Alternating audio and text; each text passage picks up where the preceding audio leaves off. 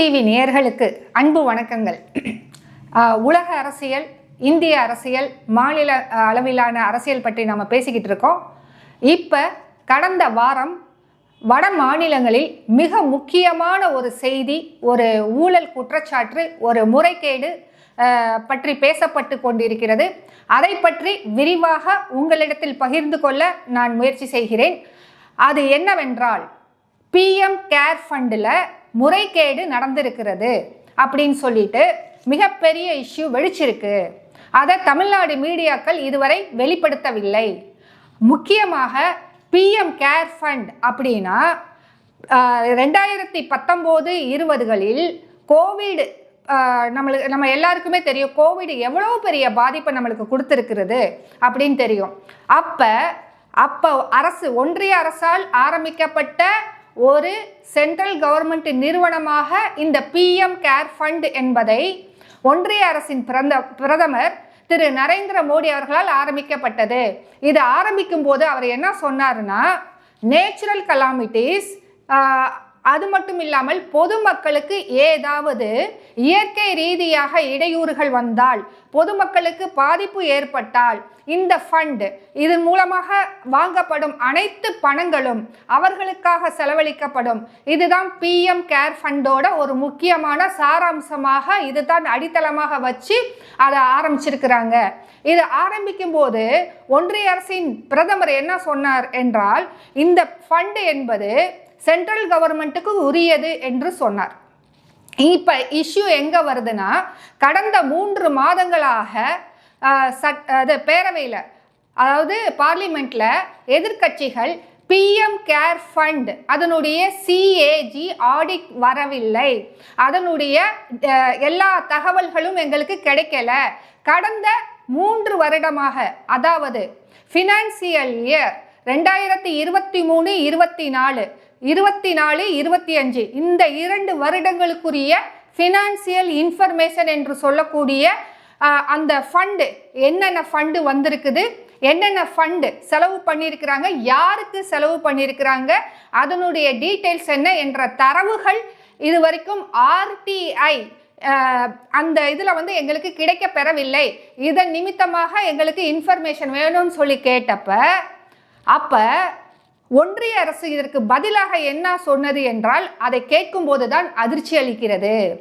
இது central government fund கிடையாதுன்னு ஒரே போட்டுட்டாங்க. அப்படின்னா அப்போ இந்த ஃபண்டு ஏன் அப்போ நீங்கள் அன்னைக்கு சென்ட்ரல் கவர்மெண்ட் ஃபண்டுன்னு சொன்னீங்க? இப்போ இந்த பிஎம் கேர் ஃபண்டில் 2019-2020 அந்த வருடம், அதாவது ஃபினான்சியல் இயர், அந்த வருஷத்திலிருந்து 2025-2026 ஃபினான்சியல் இயர் வரைக்கும் உள்ள சில விஷயங்களை உங்களுக்கு தெளிவாக எடுத்து சொல்ல போகிறேன். 2019-20 வாக்கில் ஆரம்பிச்ச, அதாவது 2020 மார்ச் எண்டில் இந்த பிஎம் கேர் ஃபண்ட் ஆரம்பிக்கப்பட்டது. அதற்கப்புறம் இதில் யாரெல்லாம் எங்கெல்லாம் இருந்து பணம் வாங்கப்படுகிறது என்றால், யாரெல்லாம் பணம் கொடுக்கலாம் அப்படின்னு சொன்னால், பொதுமக்கள்கிட்ட இருந்து இவங்க பிஎம் கேர் ஃபண்டுக்கு பணம் கலெக்ட் பண்ணுறாங்க. அப்போ ஃபாரின் கான்ட்ரிபியூஷன் வருமானு கேட்டால் ஃபாரின் கான்ட்ரிபியூஷனும் வந்திருக்குது. சரி, இது யாரால் ஆரம்பிக்கப்பட்டது, நம்ம எதற்காக ஆரம்பிக்கப்பட்டது என்பதை பார்த்து விட்டோம். இது யாரால் ஆரம்பிக்கப்பட்டது என்பதை பார்ப்போம்.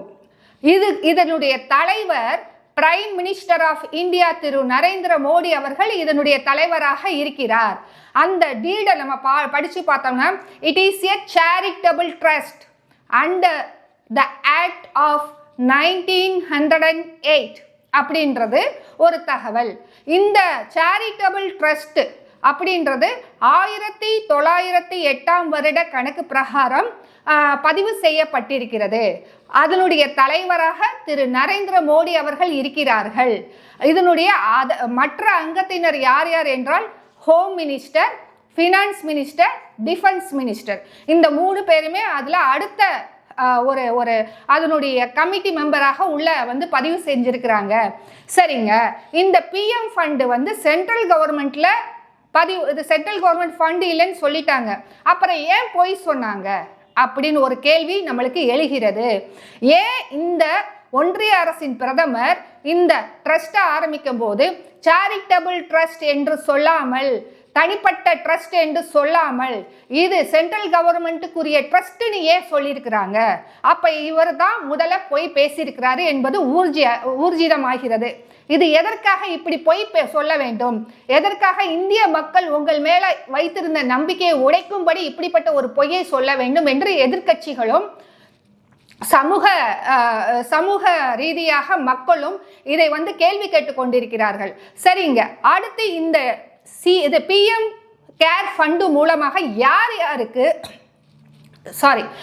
யாருக்கு செலவு செய்யப்பட்டிருக்கிறது அப்படின்னு கேட்டோம்னா, எவ்வளவு வரவு வந்திருக்குன்னா கிட்டத்தட்ட 13,000 கோடிக்கு மேல அடுத்தடுத்த 2019-20 கொஞ்சம் பணம் வந்திருக்குது.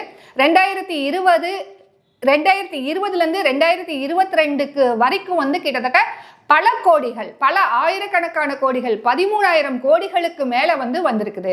இதுல ஃபாரின் கான்ட்ரிபியூஷனும் இருக்கு. அந்த ட்ரஸ்ட் டீடை படிச்சு பார்த்தோம்னா FCRA ஆக்ட் இதுக்கு கிடையாதுன்னு சொல்லி அதுல தெளிவா எழுதியிருக்கிறாங்க. இன்னொரு முக்கியமான விஷயம், இந்த இஷ்யூ எப்போ வந்ததுன்னா RTIலயோ இல்ல CAG ஆடிட் ரிப்போர்ட் ரெண்டுமே அவைலபிள் இல்லாதனால தான் இதை பெரிய விஷயமாக கருதப்படுகிறது. காரணம் என்னன்னா சாதாரணமாக இன்கம் டேக்ஸ் கட்டலைன்னா ஒரு அசசி, அதாவது இன்கம் டேக்ஸ் ஏற்கனவே கட்டியிருக்கிறவர் இல்லை கட்டலை, இல்லை ஏதாவது ஒரு சின்ன மிஸ்டேக் ஆயிடுச்சுன்னா நோட்டீஸ் அனுப்பும்போது அந்த சிட்டிசனோட மனநிலை எப்படி இருக்குன்றது உங்கள் எல்லாருக்குமே தெரியும். அதே போல் 1 மந்த் GST கட்டலைன்னா இல்லை அதனை தொடர்ந்து 6 மாதங்களுக்கு GST பேமெண்ட் பண்ணலைன்னா உங்களுடைய GST நம்பரை டெலீட் பண்ணிடுவாங்க, அதாவது ரிவோக் பண்ணிடுவாங்க. உங்கள் மேலே கேஸ் வரும், உங்களுக்கு நோட்டீஸ் வரும். நீங்கள் கமிஷனர்கிட்ட போய் முன்னாடி நின்று உங்களுடைய தேவைகளை அங்கே சொல்லணும். ஸோ இப்படி பலதரப்பட்ட சட்டங்கள் இருக்கும்போது 2023-24 அந்த நிதிநிலை அறிக்கை என்னவாச்சு அப்படின்னு கேள்வி வரும்போது தான் இங்கே PM ஆஃப் இந்தியா என்ன செய்கிறார், இவர் கான்ஸ்டிடியூஷன் ஆஃப் இந்தியாவை மதிச்சிருக்கிறாரா அப்படின்ற ஒரு கேள்வி வருது. இது சாதாரண விஷயம் இல்லை மக்களே, இது மிக மிக மிக முக்கியமான விஷயம். இப்படிப்பட்ட விஷயங்கள்னால ஆட்சியவே இழந்தவங்க நிறைய இருக்கிறாங்க இந்த உலகத்துல. காரணம் பக்கத்துல இருக்கிற வெஸ்ட் பெங்கால் நிறைய பேர் இப்படி ட்ரஸ்ட் மூலமாக தங்களுடைய ஆட்சியவே இழந்திருக்கிறாங்க, தன்னுடைய பதவியை இழந்திருக்கிறாங்க, தங்களுடைய நற்பெயரை இழந்திருக்கிறாங்க, சமுதாயத்துல தூக்கி வீசி எறியப்பட்டிருக்கிறார்கள். இது வரலாறு. இந்த வரலாறு இவருக்கு விதிவிலக்கு கிடையாது, இது எல்லாருக்குமே பொதுவானது. சரிங்க, அடுத்து இந்த ஃபண்டு யார் யார்கிட்டலாம் இருந்து வாங்கியிருக்காங்க தெரியுமா? சின்ன குழந்தைகள், பள்ளி செல்லும் குழந்தைகள் உண்டியல்ல பணம் சேர்த்து வச்சிருப்பாங்க. 2020 வாக்கில் நீங்க பார்த்தீங்கன்னா PM கேர் மிகப்பெரிய பேசும் பொருளாக இருந்தது. காரணம் அப்போ கோவிட் நாடு முழுக்க இல்லை, உலகம் முழுக்க பரவி நிறைய உயிர்களை பறிச்சுக்கிட்டு இருந்தது. ஆக்சிஜன் இல்லாமல் தவிச்சுக்கிட்டு இருந்தாங்க. நிறைய பேர் ரொம்ப அம்மாவை இழந்து, அப்பாவை இழந்து, சகோதரிகள் இப்படி ரொம்ப படாத பாடுபடுத்தின ஒரு இயற்கை சீற்றமாகவே அது இருந்தது. இதுல ஒன் ஆஃப் தி முக்கியமான ஒரு அம்சம் என்னன்னா, அதாவது பெற்றோர்களை இழந்த அனாதையான குழந்தைகள், கோவிட் காலத்துல கோவிட்னால பெற்றோர்களை இழந்தவர்களுக்கு கல்வி உதவித்தொகை, பள்ளி செல்லும் சிறுவர் சிறுமியர்களுக்கு வருடத்திற்கு 20,000 ரூபாய் கொடுக்கிறதாக அதுல சாராம்சம் இருக்கு அந்த ட்ரஸ்ட்ல. ஆனா இது வரைக்கும் அப்படி கொடுத்துருக்கிறதா அந்த ரிப்போர்ட்ல இல்லைங்க. ஸோ அடுத்தது இந்த சின்ன குழந்தைகள் கூட 1 ரூபா 2 ரூபா சேர்த்து வச்ச இந்த PM ஃபண்டில் போட்டிருக்கிறாங்க. வேலை செய்யும் தொழிலாளர்கள் தன்னுடைய 1 மாத சேலரியோ இல்லை 1 நாள் சேலரியோ அவங்களுடைய பங்குக்கு செலுத்தியிருக்கிறாங்க. இப்படி ஒவ்வொருத்தவங்களும் இந்த நாட்டு மக்கள் 140 கோடி பேருக்கு மேலே இருக்கிறவங்கள இந்த PM கேர் ஃபண்டுக்கு நம்மளுடைய ஒன்றிய அரசின் பிரதமர் மேலே நம்பிக்கை வச்சு அவ்வளோ பணத்தை கொடுத்துருக்காங்க. இது மட்டுமா, பெரிய பெரிய கம்பெனிஸ்ல CSR ஃபண்டு வேற வந்திருக்கு. இந்த CSR ஃபண்டு வரும்போது தான் இங்க இதுக்கு ஒரு டெக்னிக்கலா ஒரு பேர் சொல்லுவாங்க. அதாவது நான் ஒரு இது செய்யறேன், அதுக்கு பதிலாக நீங்க எங்களுக்கு கன்வீனியன்ட்டா சில அட்வான்டேஜஸ் பண்ணி தரணும். அதாவது பெரிய பெரிய CSR நிறுவனங்கள் CSR ஃபண்டு இவங்களுக்கு ஆயிரக்கணக்கில் வரும்போது இந்த கவர்மெண்ட் என்ன செய்யணும்னா சில டெண்டர்ஸை அந்த கம்பெனிஸ்களுக்கு கொடுக்கும். அப்படி கண்டுபிடிக்கப்பட்டிருக்குது இப்ப. சரி, இந்த டீட்டெயில்ஸ்லாம் ஏன் இந்த அரசாங்கம் கொடுக்கல? சரி, இவங்க இப்போ சென்ட்ரல் கவர்மெண்ட் ஃபண்ட் இல்லைன்னு சொல்லிட்டாங்க. அப்போ சாதாரண பிரைவேட் ட்ரஸ்டாக இருந்தால் கூட அதுக்கு ஆடிட் பண்ணணும். அந்த டீடில் எழுதியிருக்காங்க, ஒவ்வொரு வருஷமும் நிதிநிலை அறிக்கையை ஆடிட் செய்ய வேண்டும் என்று எழுதப்பட்டிருக்கிறது. அப்படின்னா நீங்கள் செஞ்சீங்களா? நீங்கள் தான் முதன்மை குடி மகன் இந்த இந்தியாவில், இந்திய நாட்டில் 140 கோடிகளுக்கு மேலே இருக்கிற மக்கள் தொகை இருக்கிற இந்த நாட்டில் நீங்கள் எல்லாருக்குமே ஹெட்டு. நீங்களே சட்டத்தை மதிக்கலை, நீங்களே ஃபைல் பண்ணலை, நீங்களே ஆடிட் பண்ணலை, இன்கம் டேக்ஸில் அதுக்குரிய முகாந்திரத்தை நீங்கள் காமிக்கலை. நீங்கள் சாதாரண மக்களை நீங்கள் எப்படி கேள்வி கேட்க முடியும்? இது மிகப்பெரிய த இந்தியா வாண்ட்ஸ் டு நோன்னு சொல்லி நிறைய பேர் பேசுறாங்க. The people of India wants to know whether the PM of India follows the income tax rules அப்படின்றது இப்போ கேள்வியாக இருக்கிறது. ஸோ இப்படி இருக்கும்போது பலதரப்பட்ட முறைகேடுகள் நடந்திருக்குது. பலதரப்பட்ட முறைகேடுகள் சாதாரண முறைகேடுகள் இல்லை. கம்பெனிஸ்களுக்கு டெண்டர்களை முறைகேடாக விற்று கொடுத்தது. ரெண்டாவது, அந்த பணத்தின் மூலமாக அந்த சிறார்களுக்கு, பள்ளி செல்லும் சிறுவர் சிறுமியர்களுக்கு அந்த பாதுகாப்பை வழங்காதது. கிட்டத்தட்ட 3500 பேருக்கு மேலே அந்த சிறுவர் சிறுமியர்கள் இருக்கிறார்கள். இவங்களுக்கு வருடத்திற்கு 20,000 ரூபாய் கொடுக்கறதாக இருந்தது, இது வரைக்கும் கொடுக்கப்படலை. அப்போ அந்த பணம் எங்கே செல்கிறது? அந்த பணத்தை எப்படி, என்ன விஷயத்திற்காக நீங்கள் வாங்கி வச்சிருக்கிறீங்க? எல்லாத்துக்கும் மேலே 2023-24 கணக்கை நீங்கள் ஏன் சப்மிட் பண்ணலை அப்படின்றப்ப, அதனை தொடர்ந்து இப்படி கேள்விகள்லாம் வந்தப்ப திடீர்னு பார்த்தோம்னா ஆகஸ்ட் 7-8 திடீர்னு ஆடிட்டர் ரிப்போர்ட் வருது. ஆடிட் ரிப்போர்ட்னா நீங்கள் ஃபுல் ரிப்போர்ட் கூட அவங்க கொடுக்கலைங்க. இன்னும் அந்த பிஎம் கேர் ஃபண்ட் வெப்சைட்டில் போய் பார்த்தோம்னா 2019-20 வரிசையாக வந்திருக்குது. இந்த 2 வருஷத்துக்குரிய ஆடிட்டை இப்போ ஆகஸ்ட் 7-8 முடிச்சு ஆகஸ்ட் 17 வெளியிட்டிருக்காங்க. அதுலேயும் 1 பேஜ் 2 பேஜ் தான் இருக்குது. எப்படின்னா அந்த schedules to the statement of accounts கிடையாதுங்க, அது மிஸ் பண்ணியிருக்கிறாங்க. அப்போ இந்த அரசாங்கம் எதை நினைத்து கொண்டு மக்களை முட்டாளாக்கிக்கிட்டு இருக்குன்னு எங்களுக்கு புரியலைங்க. ஸோ இவ்வளோ பெரிய முறைகேடு நடந்திருக்கிறது. இவ்வளோ சர்வசாதாரணமாக பிஎம் ஆஃப் இந்தியா செயல்படுறது மிகப்பெரிய கேள்வியாக இருக்குங்க. இவர் உண்மையிலே மக்களை மதிக்கிறாரா என்னன்னு தெரியல. மக்கள் இவரை மதித்து ஓட்டு போட்டு தேர்ந்தெடுத்து 3வது முறையாக பிரதமரை உட்கார வச்சுருக்காங்க. ஆனால் இது ரொம்ப ரொம்ப மித்ததெல்லாம் அரசியல் பார்வையில் பார்க்கலாம். இது நம்மளுடைய தரத்தை, நம்மளுடைய சட்டத்தை அப்பட்டமாக முறைகேடாக மீறி இருப்பது இது மூலமாக வெளிப்படுத்தப்பட்டிருக்கிறது. நிச்சயமாக இதுக்கு பதில் சொல்லுவாங்க. உண்மையை சொல்ல போனோம்னா கூட ஒரு வார்த்தையை சொல்கிறேன், இவர்கள் மீதான இருந்த நம்பிக்கை குறைந்து விட்டது. இவர்கள் முறைகேடுகள், ஊழல், லஞ்சம் என்பது வெளிவந்து கொண்டிருக்கிறது. அடுத்தடுத்து என்னென்ன விஷயங்கள் நடந்திருக்கோ தெரியலை. இதை பற்றி இன்னும் டீட்டெயில்ஸாக அந்த நம்மளுக்கு அந்த ஆடிட்டர்ஸ் ரிப்போர்ட் கம்ப்ளீட்டாக கிடைச்சாதான் நம்மளுக்கு இன்னும் தெரியும். இன்னும் எங்கேருந்து பணம் வந்திருக்குன்னு சொல்ல மாட்டேங்கிறாங்க, எங்கே யாருக்கு செலவு பண்ணியிருக்கிறாங்கன்னு சொல்ல மாட்டேங்கிறாங்க. கடைசியில் 2025 அந்த ஸ்டேட்மெண்ட்டை பார்த்தோம்னா 0.01% தான் செலவே பண்ணியிருக்கிறாங்க. மீதி எல்லா 8,000க்கும் மேற்கொண்டு 8,000 கோடிக்கும் மேற்கொண்ட பணம் ஃபிக்ஸட் டெபாசிட்டாக போட்டு வச்சுருக்காங்க. எதற்காக? இந்தியாவில் நேச்சுரல் கலாமிட்டிஸே கிடையாதா? இப்போ வயநாட்டில் நடந்தது, அந்த கூட உங்களுக்கு செலவு பண்ண முடியலை. இப்போ வடநாட்டு சைடு, இமயமலை சைடு வெள்ளப்பெருக்கெடுத்து ஓடுது. ஸோ மழை பெய்யுது, நிறையா நேச்சுரல் கலாமிட்டிஸ் மக்களை பாதிச்சிருக்கு. அவங்களுக்குலாம் உங்களால் ஹெல்ப் பண்ண முடியல.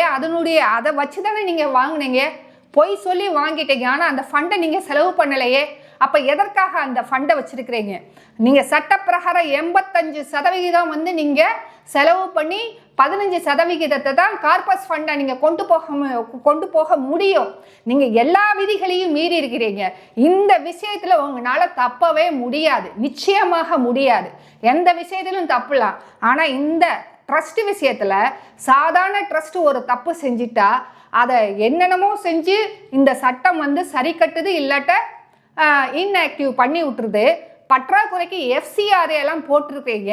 ஆனால் நீங்கள் இவ்வளோ பெரிய முறைகேடு பண்ணியிருக்கிறீங்களே, இதை கேள்வி யாரும் கேட்க முடியாதுன்னு நீங்கள் நினச்சிங்கன்னா அது தவறு. மக்கள் தான் உங்களை பிஎம் சீட்டில் உட்கார வச்சிருக்கிறாங்க. மக்கள் தான் கேள்வி கேட்பாங்க. உங்கள் சைடில் இருந்து ஏதாவது முறைகேடுகளோ தவறுகளோ அவங்களுக்கு தெரியப்படும் போது மக்கள் தான் கேள்வி கேட்க முடியும். அப்படி தான் நாங்கள் எங்களுக்கு இந்த இன்ஃபர்மேஷன் சரியாக எங்களால் பார்க்க முடிஞ்சதுனால இது முறைகேடு நடந்திருக்கு, இது மிகப்பெரிய ஊழல் நடந்திருக்குன்னு எங்களால் சொல்ல முடியுது. இதற்குரிய பதிலை இந்த காலம் நிச்சயமாக சொல்லும் என்பது டவுட் இல்லை. கடைசியில் இன்னும் ஒரே ஒரு விஷயத்தை மட்டும் சொல்லி முடிச்சுக்கிறேன். இந்த ஒரு ரீஃபண்டுன்னு சொல்லி ஒரு அமௌண்ட் 300 கோடிக்கு மேலே வந்திருக்கு. எதுக்குங்க, எப்படிங்க ரீஃபண்ட்? எதற்கு ரீஃபண்டு? நீங்கள் பணம் கொடுத்து ஏதோ ஒரு வேலையை செஞ்சுருக்கீங்க, அதுக்குரிய பணம் திருப்பி வந்திருக்கு. இது எந்த அர்த்தத்தில்ங்க, எந்த ட்ரஸ்ட்லேயுமே இல்லாத ஒரு லைன் வந்து அதில் ஆட் ஆகிருக்கு. அதுக்குரிய விஷயமும் இன்னும் தெளிவாக நீங்கள் கொடுக்கலையே. அப்போ மிகப்பெரிய முறைகேடு இதில் நடந்திருக்குங்க. Indian people wants to know what has done in PM care fund அப்படின்றத நிச்சயமாக தெரியப்படுத்தணும். ஆக மொத்தம் இந்த காணொளி மூலமாக நாம் கேட்டுக்கொள்வது என்னவென்றால், இந்த பிஎம் கேர் ஃபண்ட் என்பது சென்ட்ரல் கவர்மெண்ட் நிறுவனம் கிடையாதுன்னு சொல்லி நீங்கள் உறுதிப்படுத்திருக்கிறீங்க. அப்படி சென்ட்ரல் கவர்மெண்ட் ஃபண்டை நீங்கள் இந்த பிஎம் கேர் ஃபண்டை நிச்சயமாக மாற்றணும். ஏன்னா இனி வரப்போகக்கூடிய உங்கள் ஆட்சி முடிஞ்சு இன்னொரு ஆட்சி வரும்போது அங்கே பிஎம் இருக்கும்போது இது நடத்த முடியுமா அப்படின்றத தெளிவுபடுத்தணும். அப்படியே உங்களுடைய தனிப்பட்ட இந்த பிஎம் கேர் ஃபண்டு தனிப்பட்ட ட்ரஸ்டாக இருந்தால் அதற்குரிய இந்த நடவடிக்கைகளை உங்கள் மீது இந்த இன்கம் டேக்ஸ் அத்தாரிட்டி எடுப்பாங்களா அப்படின்றது ஒரு கேள்வி.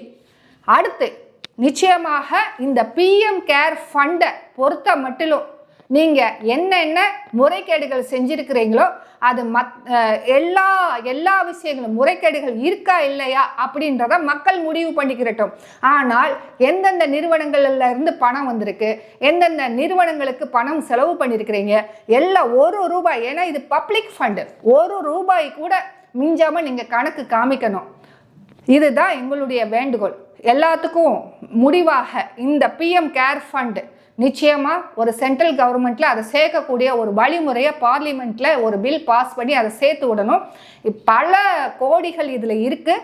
இது வந்து ஒரு தனிப்பட்ட மனிதன் தன்னுடைய பிஎம்ன்ற ஒரு சீட்டை வச்சு வாங்கின பணம். இது கவர்மெண்ட் நிறுவனமாக தான் மாற்றணும். அதுதான் சரியானதாக இருக்கும். இது நிச்சயமாக இப்படி தான் நடக்கணும்னு சொல்லிட்டு எங்களுடைய ஒரு நிலைப்பாடாக இருக்கிறது. இந்த காணொலியில் இந்த பிஎம் கேர் ஃபண்டு பற்றி இதை பார்த்துட்டோம். இதனுடைய முறைகேடுகள் பற்றி படிச்சிட்டோம். மக்களே, உங்களுக்கு தெரிந்த விஷயங்கள் இது சம்பந்தமாக வேற ஏதாவது விஷயங்கள் தெரிந்தால் கமெண்ட் பாக்ஸில் நீங்கள் பதிவு போடுங்க. நன்றி, வணக்கம்.